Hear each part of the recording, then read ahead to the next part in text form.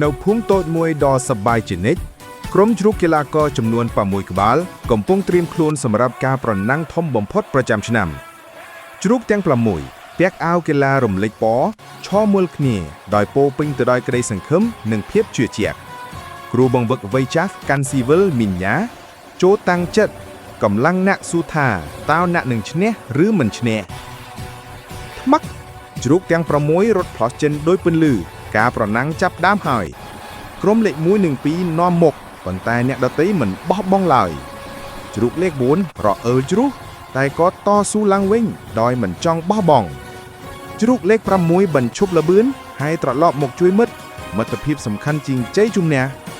នៅវគ្គចុងក្រោយពួកកែសូរត់ជាមួយចិត្តរឹងមាំមិនមែនសម្រាប់ឈ្នះទេសម្រាប់គ្នាទៅវិញទៅមកជ្រូកលេខ3ឈ្នះប៉ុន្តែគាត់ថាយើងឈ្នះជាក្រុមជោគជ័យមិនមែនពីល្បឿនតែពី